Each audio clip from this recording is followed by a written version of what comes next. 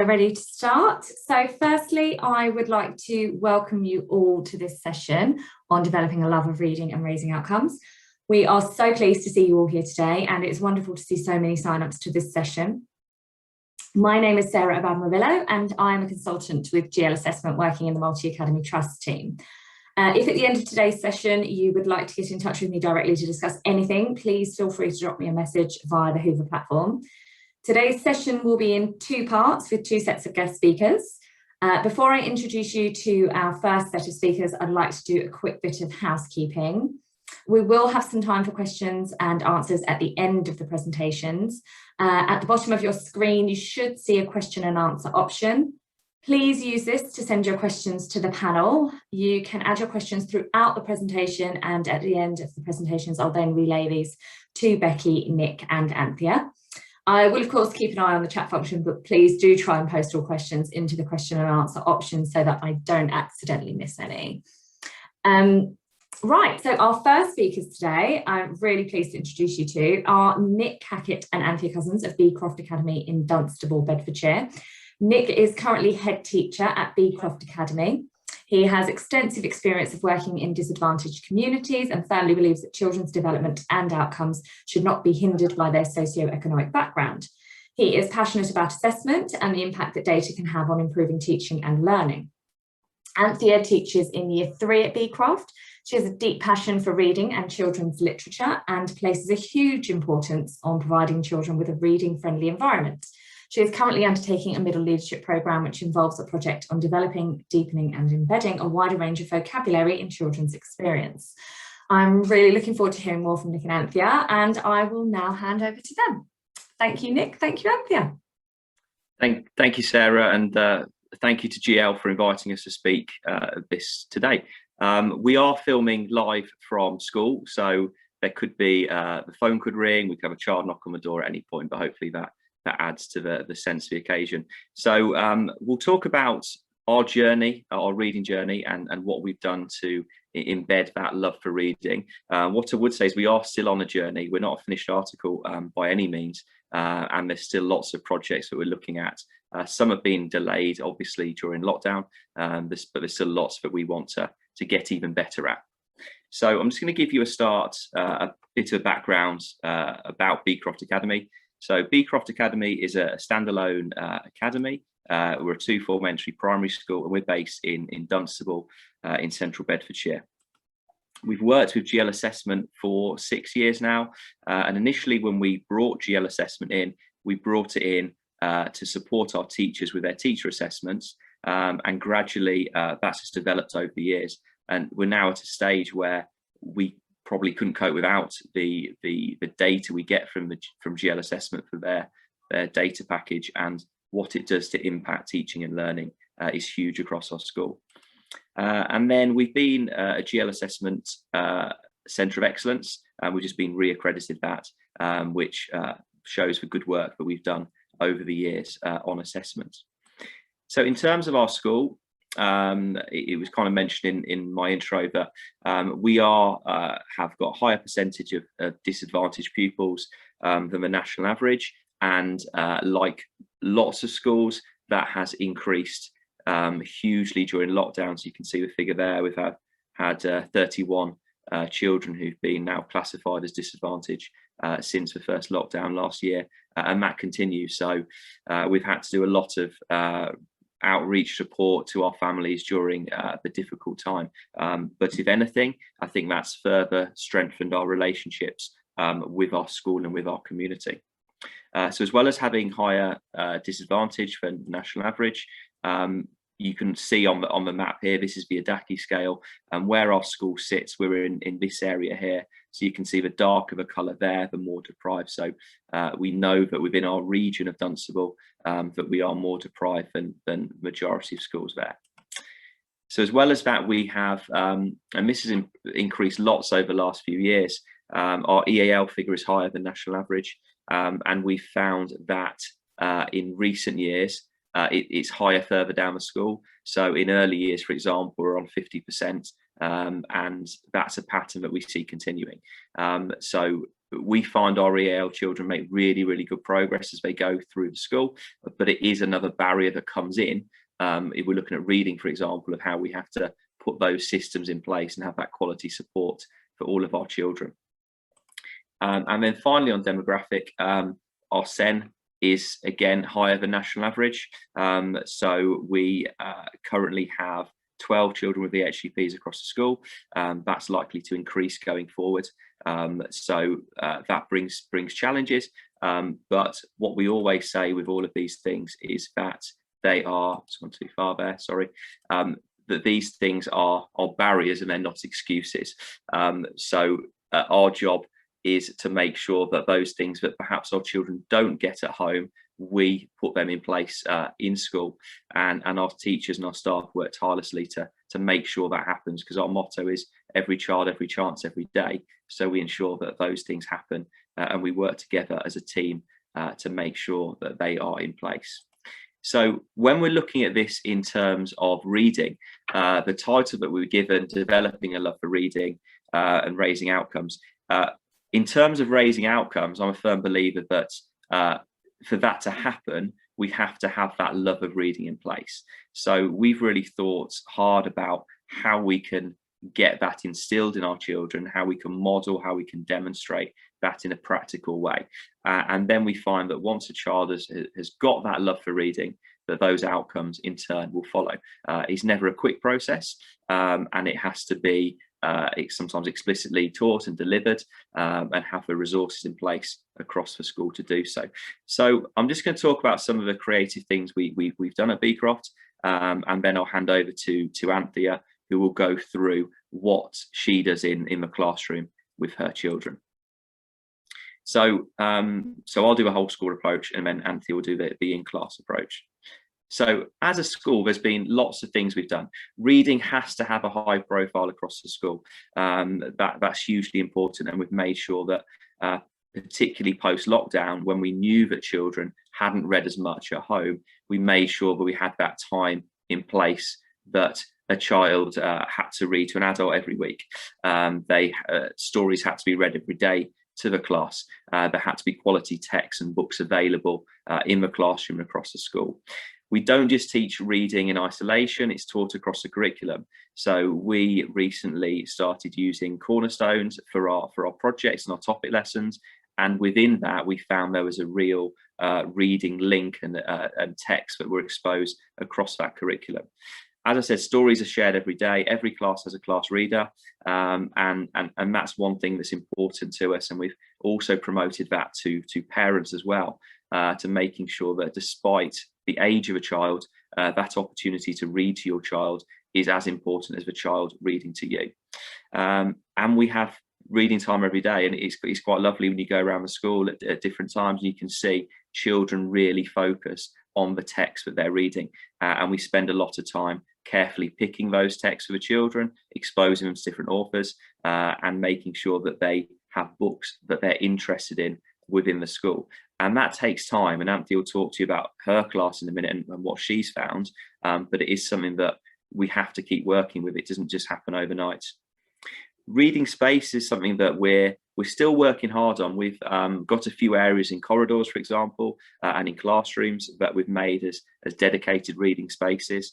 Unfortunately, over the last few years, we've had to use our library as a teaching space, but we've currently got an extension being built. So we're looking at ways to develop our library further so that children have those spaces to go and read in different ways. And then the pitch of books is really important. We've done lots of work in terms of lower down the school, making sure that the books are pitched to the phonics level that child's working at. But as well as doing that, we don't want to limit the children, and we want to make sure that they can access any book that they want to go and look at, to ensure that love for reading is developing, particularly those children who may be behind their peers. We don't want it to be seen that books aren't appropriate for them, or they're reading a book that might be the right pitch in terms of the word content, but in terms of for the age, it's not quite the right pitch. So we've done a lot of work to make sure that children have access to quality text at their level. We've got a big thing on reading posters, so as well as looking at teachers as readers, on the class door it will say what text a class is reading, but we've also got that for every adult in the school, and they're updated regularly. So it's making sure that we show that we as staff in the school are readers, so that has that ripple effect down across the school.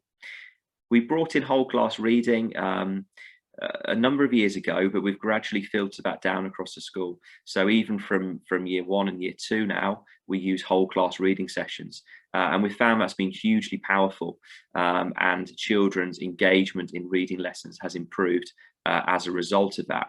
And I remember when we started launching that, we had some members of staff who were a little bit worried about that child can't access that book.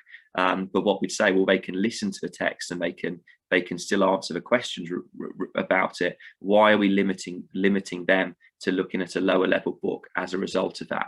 And we found that's been a really positive experience.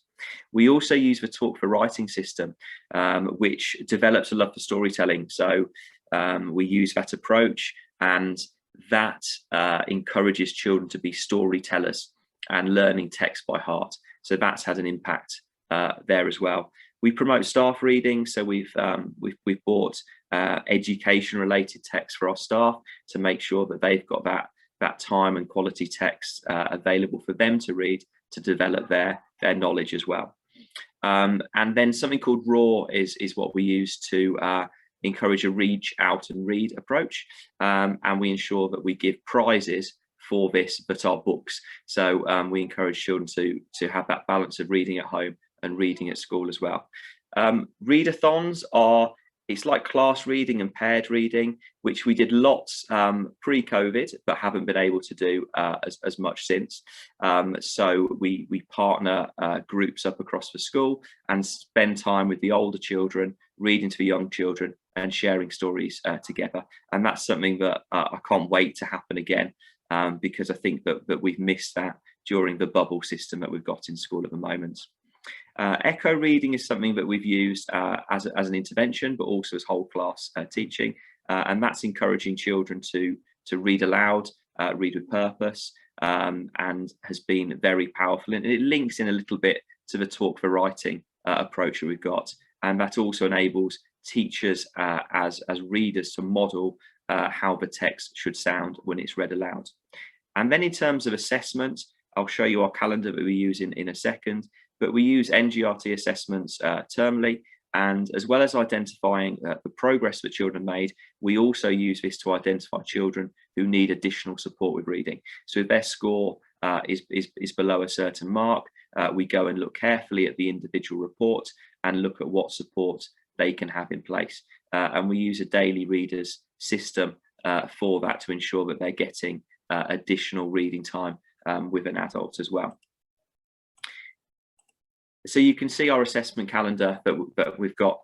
A minute too far. So we've got an assessment calendar that you can see there. So it lists, as well as the GL assessments that we use, it also puts in place lots of statutory assessments that we also do. And the red bit in the middle refers to the interventions that we put in place. So for example, if a child gets a score below 90, we make sure that they go in as a daily reader, and then they get that support that way. And then when we do the next assessment, we monitor the progress. So some children might move in and out of the intervention, and it becomes a cycle that way. And then you can see some pictures of the work that we've been doing there. So you can see some of the spaces that we've created. Majority of these are in our corridors of school, so we make sure that our books are on display around the school that way. And we've got a few more that we've got lined up. We've got a Harry Potter platform 9 3/4 that's going into place soon, and then we've got a few creative ideas for the library that I'm just waiting to let loose on when we can do that. And then before I hand over to Anthea, looking at the pedagogy of reading, and this is from a study from the Open University of teachers as readers, and it talks about 4 elements that are put in place. So the reading aloud, the book talk, book recommendations, independent reading, and they're really important practice to put in place in the classroom. but it all comes down to that teachers and staff being readers and having that knowledge of children's literature, having that knowledge of the importance of reading, and having that genuine love for reading as adults ourselves. And that's something we're continuing to promote across our school. And that's why I've got Anthea, who's my colleague here today, because she as a teacher has that love and passion for reading. When you listen to her talk in a second, that will really come out. So I'm going to hand you over to Anthea now, and she'll talk about the process that she uses in her classroom and the impact that has had in the children she's taught. Okay, thank you, Nick. Okay, I'd like to start by saying that this graphic shows that it's not a big bang situation. You can't make these changes and it suddenly change overnight. I've developed it, and it's my journey for my class, and I will adjust it according to the needs of the children. I'd say it was more like a dripping tap. However annoying a dripping tap may be, it's a dripping tap, and it's important to adapt it to the needs of the children. It's taken me, I guess, in year 3 years, and hopefully what I've instilled in some of my readers is that love for reading, and I can see it, and I'll talk through how wonderful it is when you've started something off and the children take ownership of what you've given them. So one of the things that I do is book talk. So it's about a conversation about a book that you've read, and you're being perfectly honest about it. So I started it with my children this year because I wanted to talk about the books that I've been reading, because I tend to read a book and then introduce it to my class library. So at the start, it was me saying, look, I've read this book. I thought I was going to like it. I really enjoyed it. I liked about this. So it's very teacher led. Now, when I do it, it's very much the children suddenly put up their hand. They put up their hands, and I'm literally going, oh, let's not miss you out. Oh, what have you been reading? And it's really accessible for every child. So whether they're reading above their age level or even below, they can talk about what they've seen in pictures, what they've read. So I tend to do it once a week before or after our individual reading sessions. So I will read to them for 15 minutes, but before that they sit individually and read, and I will do it in between those. I read children's books. I talk about the book that I'm reading. I think I might enjoy it. So I introduce a book. I've just started this one. And I tell them bits that I did like and bits that I didn't like. I found through reading it, I don't like things that look like graphic novels, comic books.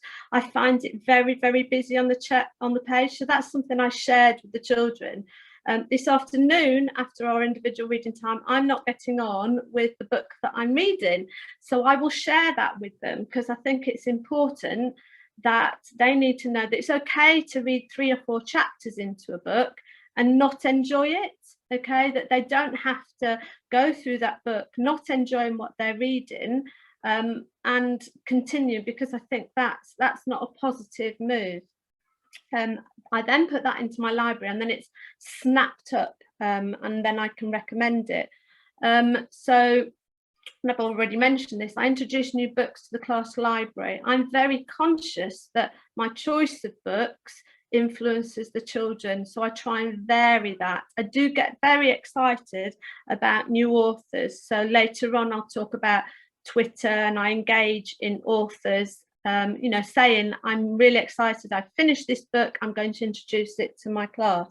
And I think this is definitely one where you stand alone at the start, and then it just takes flight, because every child, even low ability, wants to contribute. Okay, there we go. Individual reading time. Okay, individual reading time in my classroom is sacred. Okay, Mr. Hackett often pops his head round the door, and we're totally silent reading our book, including me. So it will take time at the start of the year for us, that September, to get the respect that it deserves, because particularly from our demographic, which Nick has talked about, some of these children, they don't have the quiet space that they probably need to sit down and read. There might be many siblings in the house. There's not enough room. They don't ever sit down for that dedicated 15-20 minutes and read their book. So for me, for some children, it does take a while, and to get that class feeling that you've got, that it's totally silent, it's like the class isn't in there, it will take time. So I model what focused reading looks like, and for me, that I've got a wheelie chair, so I lower my wheelie chair, I relax in my chair, and I get my book, and I am focused on my book. Obviously I use my second or third eye to keep an eye on the children in front of me, but I really model. Also, what I ask is that other adults in my classroom model that behaviour. So it could be that my class TA, which I'm very lucky to have, she might read at the back with a child that is a daily reader. And if I've got any adults in addition who work with particular children, if they're able to read very in a focused way, that they also pick up a book and read. Okay, so the expectation is everybody in that room has that individual protected time. Talked about that. I joke with the children that I shouldn't be interrupted in my reading unless there's a crocodile, blood, spiders, or emergency toilets to interrupt me reading. They now know it's a beautiful environment to read in. I miss it when something happens that means we can't fit as much of it in as possible. So I put a lot of credence on that taking place in our classroom. Reading aloud. So there's a quote there that you can read for yourself, but I don't think you should underestimate what reading aloud means for some of these children, for particularly ours. So for me, some children in our school don't get read to on a regular basis. And when I was preparing this, I also thought about what we call free readers, which means that they get to choose their books. They've gone through our banded reading book system, and they get to choose which books within school that they can read. Now, and I was thinking about it with my daughter. There was a point that I stopped reading to her, and when I look at the free readers, they're 7 and 8, and some of my free readers, they really enjoy being read to, because I think we shouldn't underestimate that. We shouldn't take for granted that because they're a free reader, they don't need to be read to anymore, and they really enjoy our class reader when I read to them. And I think when I read our class reader, I always choose something that not every child in the class could access. So I want to increase and challenge the variety of vocabulary, because I also work on vocabulary in my classroom. I have specific activities every week that we do that, and it opens up their imagination. Some of my low readers, they might not be able to access the text that I'm reading, that I've got within the class. They'll look at the pictures, they'll look at the lower readers, but by reading aloud to them, I'm opening up their imagination. And I'm quite passionate that I feel that reading is the doorway to the rest of their education. And if we look at maths, you can't read a word problem unless you can read. So reading to me is very important, and that's been for the whole of my life, and hopefully it will continue. Now, think about in your school, and it would vary from different areas, the opportunities to read. So at the moment in a COVID situation, our children eat their lunch in their classroom. So on quieter days, my TA reads to them after they're just finishing their lunch. Now, my TA, I'm very fortunate this year, is also very enthusiastic about reading, and we came to an agreement quite early on, because I'd be reading in the afternoon, our class reader, and then she would read the same book at lunchtime with the children, and then I'd get back to it and I'd be a little bit upset because they'd read a chapter and I didn't know what had happened in this chapter. So we got to a point where she chooses a book that she will read to them because she's enthusiastic about reading and exposing them to different texts. And then I have my own class reader. I've also seen ideas that you could sit on the playground. I mean, to be honest, when the weather's great, the children do need to play around, but you can, you know, it's not, if you're willing, you can let that child take that book out. Listening mode. So I've been doing this for 2 or 3 years. So my question is, who listens and feels comfortable when reading at a desk? If we think as adults, when we're reading for pleasure, I don't tend to read at a desk when I'm reading. Normally it's before I go to bed. So develop a listening mode in your classroom that suits your classroom, your children and you. So it could differ from year to year depending on the cohort.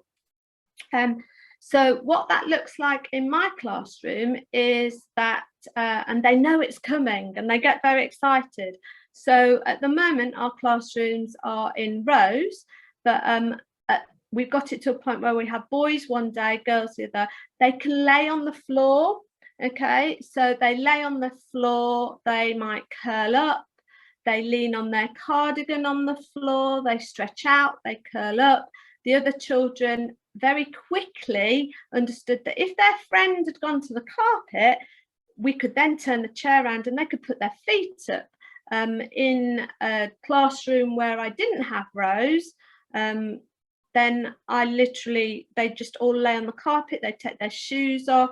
The deputy head now has come in to see me when I've been doing that, and she's literally had to tiptoe through the classroom to get to me, to talk to me, you know, because we've got a whole host of children laying on the floor.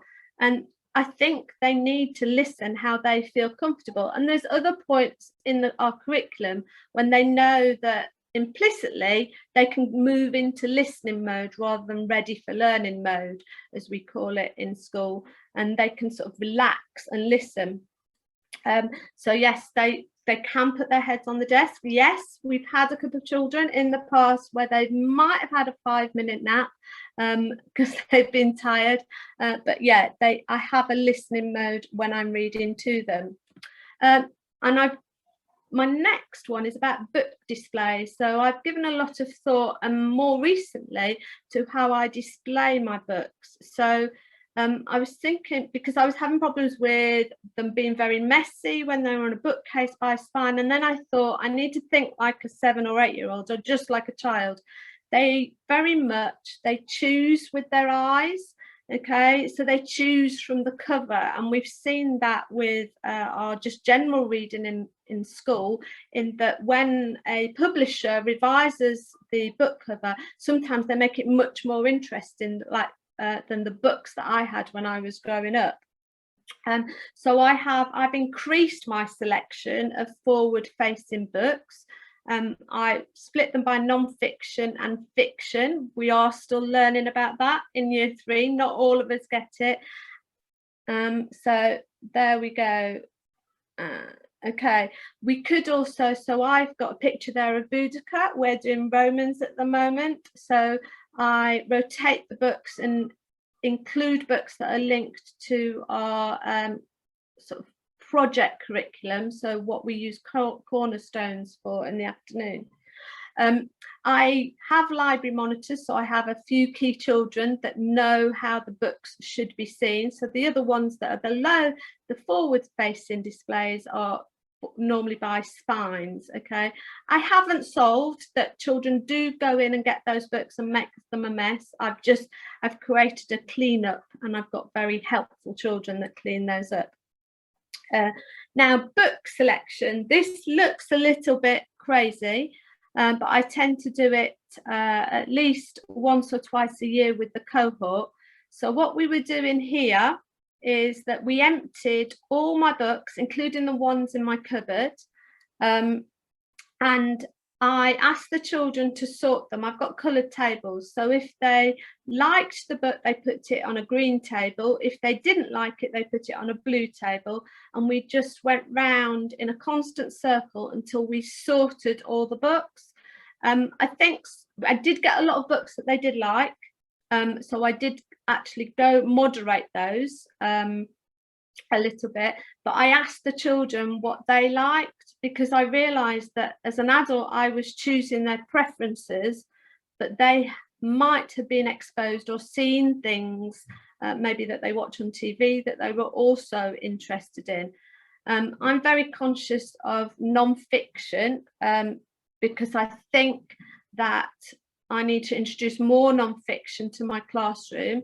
This week I'm introducing, we've got something called Literary Shed Plus, and they do like a newspaper for children, and they've just started that up. So I'm going to introduce that to my children this week, because some of my children need to take pleasure, but they take pleasure mainly from non-fiction.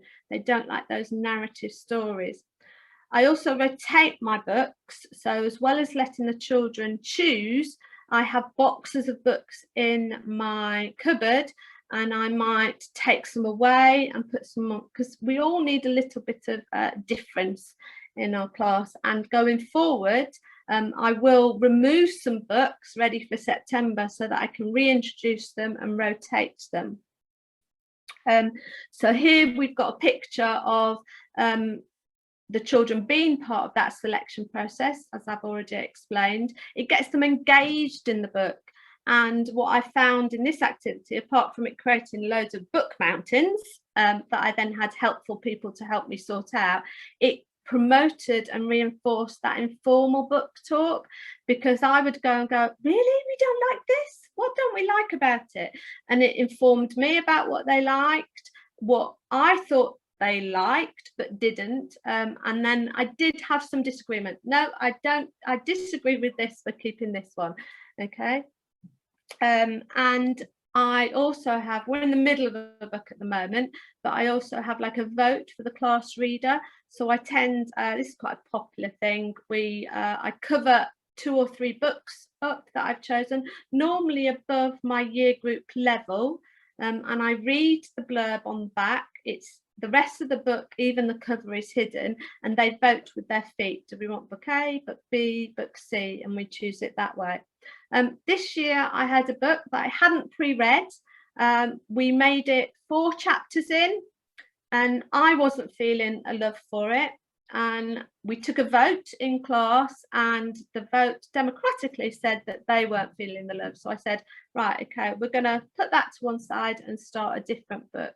And I think that is also important, that it's okay, as I've already said, to actually not enjoy a book. I don't want to damage that pleasure that they get from their reading. I use Twitter a lot, as I've already said, to engage people, authors of books, especially new books. A gentleman that I do use a lot that is very useful is the reader teacher. So for us in primary, he recommends the top 100 books for each year group. He's also about 2 months ago started a YouTube video for each month of all the new books coming up. And what I found helpful about his specifically is that I know from my own experience is my daughter read the whole of Harry Potter, then she read it again, and then she felt left without ideas of how to go forward. And I'd go into bookshops and go, oh, what can you recommend? Now he does book matches. So if they like Roald Dahl, try these books out, which I find really, because some children can get really stuck on particular authors, and that's great, but for me it's also about exposing them to a wider range of authors. Okay, and just to complete, we've recently we came out of lockdown, and we used some wonderful resources that we got from Marine Academy here in the UK, and this is you create a PDF and you can create a virtual library. So it's very much developed on our personal, social and health education area, but you can create rooms, and I won't show you live, but it's on our website, isn't it? Yeah. And you can click on the books and it links to people talking through, literally reading those books. So we can see we've got one of the rooms there. It's very much an emotional area that we can build on. And I think, oh, okay, there we go. I'll pass back over to Nick. Thank you. Okay, thank you, Anthea. And just finally on that, we tweet lots to school, not just about reading, but about our whole curriculum and what we're doing. So, you know, if you want to see more, you can visit our website or share on Twitter. And also myself and Anthea have our Twitter pages, which you can go and look at some of the stuff that we post as well. So that sums up our part of it. So I'll stop sharing and hand you back. Thank you. That was absolutely fantastic. Thank you so much, Nick and Anthea, for sharing your wonderful presentation and your experiences with us. I know I found it incredibly informative, and I'm sure you've given everyone lots of great ideas to take away and implement in their own settings. I think it was really wonderful to hear about, you know, the importance of those visual messages around the school, raising the profile and embedding it across the whole curriculum, so not having reading as a standalone activity. There were some real key takeaways there for me around removing limitations on access to books, so giving children the choice, so, you know, not only giving them those targeted reads, but also allowing them access to things that they just really enjoy, even if it's not particularly within their level. So, you know, there's appropriate incentives and rewards, and really getting to know children's literature. I know myself, I love reading my children's books. I think they're brilliant. They've got wonderful humour in them. So yeah, so it was absolutely fantastic. Really, really enjoyed that. So moving on from Nick and Anthea, our next speaker that we have today is Becky Hawes. So delighted to introduce you to Becky. She has worked in all aspects of special educational needs, including mainstream schools, additionally resource provision and specialist settings. She's currently the head of service with Cadmus Inclusive, which is part of Cadmus Services, who are based in Walsall. The service actively supports schools with all aspects of providing a high quality education for vulnerable learners. Becky has developed a number of educational resources to support learners with educational needs, and also authored some fantastic written resources. So without further ado, I shall now hand you over to Becky. Thank you very much. All right, then, here we go. Eyes down looking. So a big thank you, first of all, to Nick and Anthea for your fantastic presentation. I was certainly feeling really inspired by everything you shared to help your children have that brighter tomorrow. And I love the fact that at your school, every child has every chance every day. As Sarah said, I'm Becky Hall, Head of Service with Cadmus Support Services. That's how you can get hold of me there. And where I'm coming at this from is for our children that actually really don't enjoy reading because it's too hard for me. Therefore, why would I want to do that if it's something that I find difficult?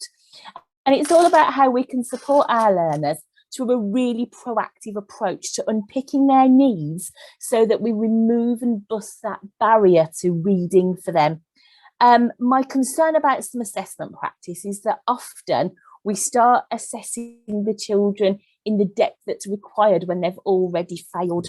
And that's not good, is it? Because now this child has experienced reading failure, we've got to pedal twice as fast, twice as hard to get them to re-fall back in love with what I think is the greatest gift we can give a child. And it's just like Nick was saying, at his school, there's a very clear red flag. If on a particular assessment your score is within this, we intervene quickly. So I wanted to share this with you. Now, in my head, this slide was going to be this amazing upward spiral, but my computer skills let me down quite massively. So we've got a bit of a table thing. And as you look at the left of your screen, you'll see my intention was all good. This refers to the Matthew effect, which was cited by Keith Stanovich, and it goes back to a Bible reference in which the Bible states that the rich get rich, the poorer get poorer. And Keith Stanovich pointed out that actually this is the case for reading for many children. And his upward spiral points out that right at the very bottom, at the very heart of what we do, is this enjoyment of reading. If our tiny humans enjoy reading, they're then going to want to do it all the more. It's a bit like me with a gin and tonic. I love a gin and tonic. I have one, I enjoy it, I want another one. And there begins my downward spiral of an evening out. But we enjoy reading, so therefore we want to do it more. So we get more practice because we're doing it more. And the only way really we can learn to read is by reading. We then develop that automaticity. Reading becomes a natural thing that's fast and we can access it. And because we can access it, it's quite pleasant, actually. Thank you very much. So I'll do more of that. And we know that the more our children read, the richer their vocabulary is and the more it grows, the more access we've got to stuff that's going on in school. And the more we're into school, the more motivated we are to read and so on. But for some of our learners, actually, reading, you know what? It's tough. It's hard. And there are many reasons why reading is hard. But for some of our children, it's about the fact that reading and writing are required skills for which the human brain's kind of not ready for. We're wired for speech and for sound. So that's our natural thing. We interrupt that process the minute we throw reading and writing in there. For other children, actually, reading involves several brain functions all at the same time. It's like the ultimate multitask. We include asking our children to carry out lots of visual and auditory processes. We're asking for phonemic awareness, fluency, comprehension, tracking, eye pointing. We're asking for them to do it in a busy classroom environment and more. So it's no wonder, actually, that our children find reading to be very, very challenging. So what we want to do is remove those barriers to learning, bust those barriers so that reading can be that pleasurable activity to allow all of our children to get rich. And so we're up against this, aren't we, actually? Recent survey from 2019 by the National Literacy Trust has shown us that 1 in 11 disadvantaged children in our country actually say that they don't have access to a book that's theirs, that's their own. And there is an actual serious link here. I joke with children, you need to read How She'll Die, but there's some truth in it, actually. Children born into communities with the most serious literacy challenges actually have lower life expectancies. There's a comparison there between 2 places in the UK. There is a 21.5 years lower life expectancy where those literacy challenges are bigger. And we've got over a quarter of the children in this survey saying that they don't read daily. So to get to the bottom of those problems, we need to do our own deep dive. And I apologise in advance there for the Ofsted reference, but I think there's something in this. We've got to treat our children like onions, she says. We've got to have professional hypotheses and think very carefully about what it is we're trying to get to, because actually reading is a massive, massive skill.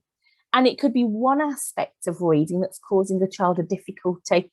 And we've got to have really good assessment practices and procedures that peel back the layers of that onion and test our professional hypothesis as to why that child is struggling right now. So if you like, our assessments are a chain reaction.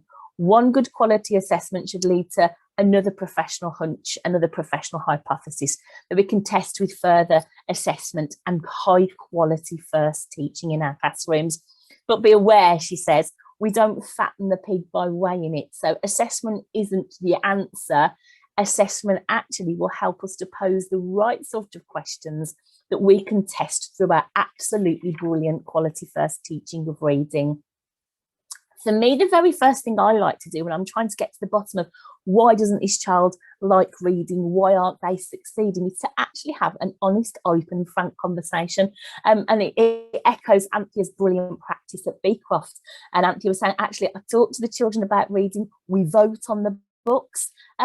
What's reading like for you then? For some of our children and young people, reading is a wonderful experience that they associate with sitting on someone's lap, having a cuddle and sharing a book together.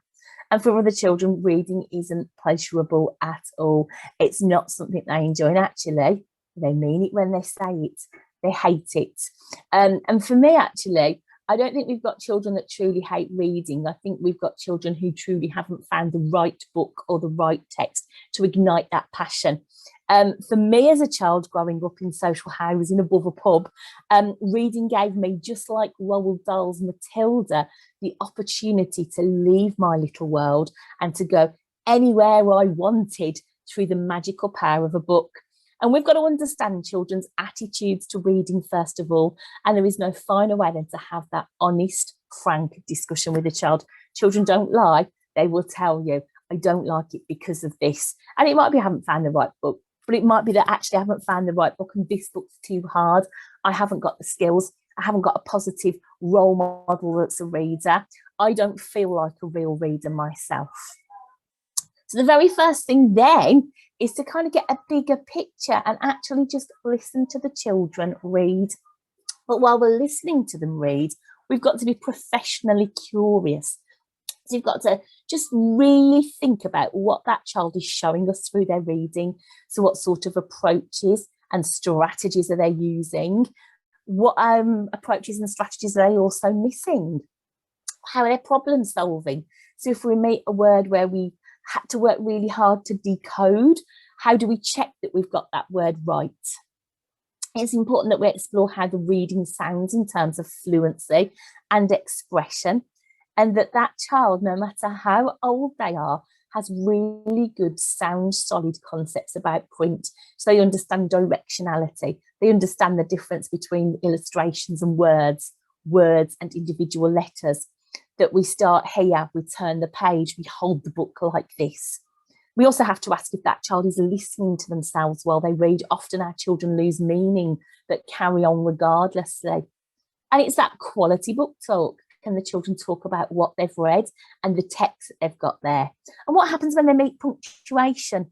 Now, I'm sure you've probably got 1,000,001 other questions you can add to this, but it's more than just hearing a child read. It's about professional curiosity. So what actually is going on for this child? Now, when we've kind of got to the bottom of all of that in terms of this child, there's their reading attitude, this is what this child sounds like, we've then got to think about getting an evidence base together so that we can make really good quality teaching and learning decisions for how we're going to bust those barriers so that this child's going to start enjoying reading once more.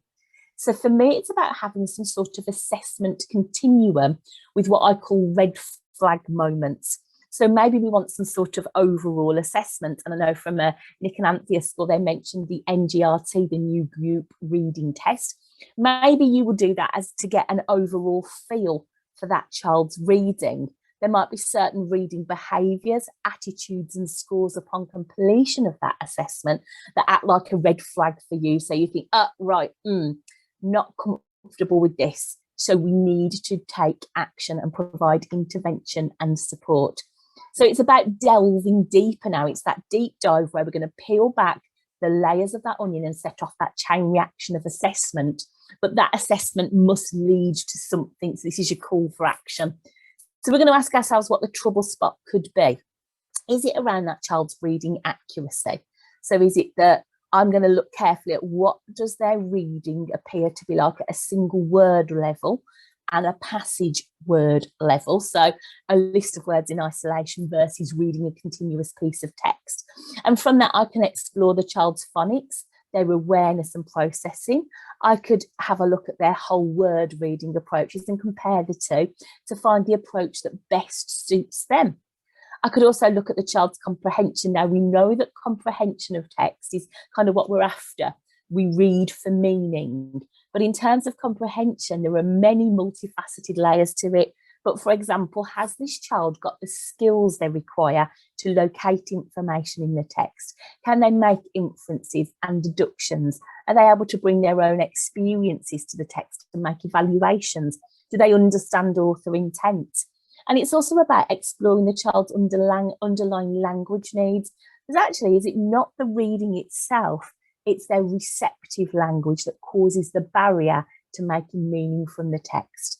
And we're also going to look at that child's reading rates. What's their fluency like? Are they really fast, like a bullet from a gun, too fast in fact, or really slow and laboured due to decoding difficulties? Does that impede upon their comprehension and access to text? And then we're going to pull all of that together to make informed choices about what our readers need to tackle that text, to get that reading for pleasure going so that we can get that lots of practice, that automaticity and that excellent vocabulary growth that Keith Stanovich talks about. And then it's about providing opportunities and even more opportunities to read. So I think it's really important that we avoid reading being a destination activity. It's not a thing that happens, in isolation. Reading is part of everything. It permeates all that we do. So it's about providing those guerrilla teaching moments and that opportunity for incidental learning. I agree wholeheartedly with Nick and Anthea's approach. It's about providing a range of materials that are tailored to the children's interests. Where are they right now in their lives? What's relevant and meaningful to me when I'm 7? And as Anthea said, you're going to have some surprises there. I also think that we've got to explore audiobooks and subtitles to support our reading. Maybe look at reading buddies so that we can read together as a community. And there is nothing wrong with making that fun through games and through solving mysteries. But we need to show our children that real readers have real purpose, because after all, reading is a really essential life skill. Now, I'm hoping that that's helped to crystallise some thinking about how we can unpick our children's needs, because by really unpicking their needs, matching our teaching expertly and exactly to their needs, we can bust those barriers to help our children fall in love with an activity that maybe once was difficult for them. So thank you for listening. I'm going to hand back over to Sarah now, because I believe we've got some time for questions.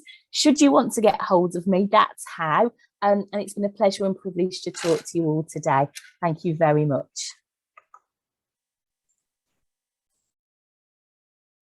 Thank you so much, Becky. That was absolutely wonderful. And again, you've shared some absolutely fantastic insight into how we can really support pupils who find reading a challenge and how we can help them to find enjoyment in reading and improve those outcomes for them. So that was absolutely fantastic. In fact, both sessions today have just been wonderful. So thank you all again for your input. And thank you again to all our attendees for joining us. So yes, we're going to have a look at some questions and answer some questions that have come through. If there are any questions that don't get answered, I do apologise. We will obviously try and answer as many as we can. If you have any questions following the session that you don't get an opportunity to put into the Q&A box, please post them up on the platform. Myself and other members of GL, we're all there monitoring what's going on the platform. So we'll get responses to you as best that we can. So I'm just going to bring up a couple of questions. So the first question that came through was directed for you, Nick, and it was around the cornerstones you mentioned. So perhaps you could just give us a little bit more information about those and what they are. Yeah, so Cornerstones is a curriculum scheme package which we bought into last year. We started in September. So they're on Twitter. It's Curriculum Maestro, it's called, and it gives you different themes that you can pick from for your projects.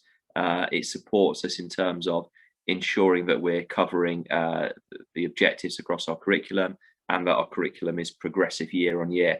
The best thing to do is to Google it, to go onto Twitter, and they post on there. Or if you want to look at how we've implemented Cornerstones, we've got a learning section on our website, and if you click on there, you'll be able to see how we've tailored our curriculum map since using Cornerstones.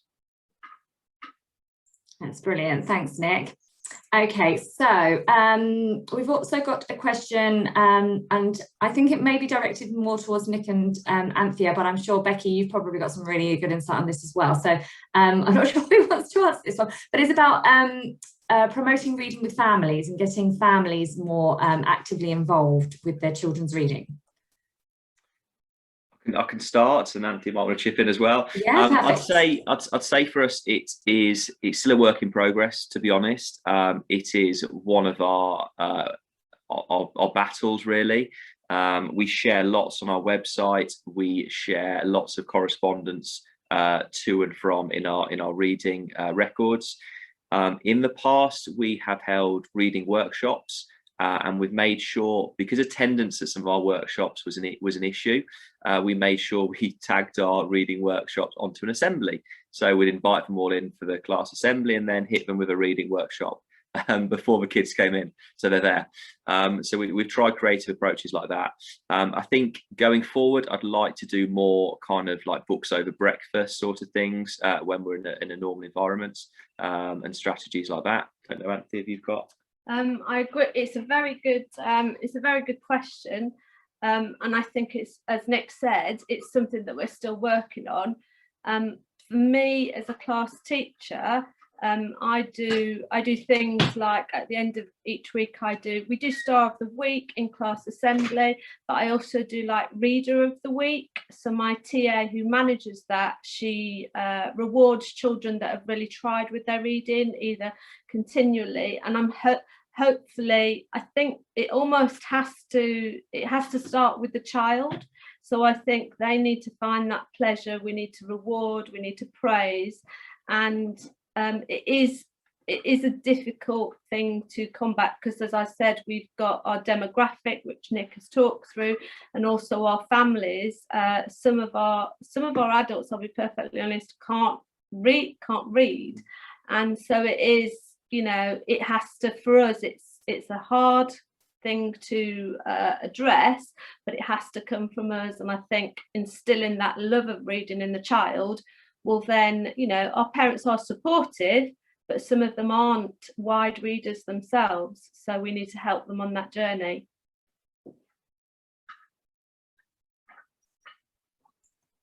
I think I'd add to that, we've been offering through many of our schools a more implicit approach.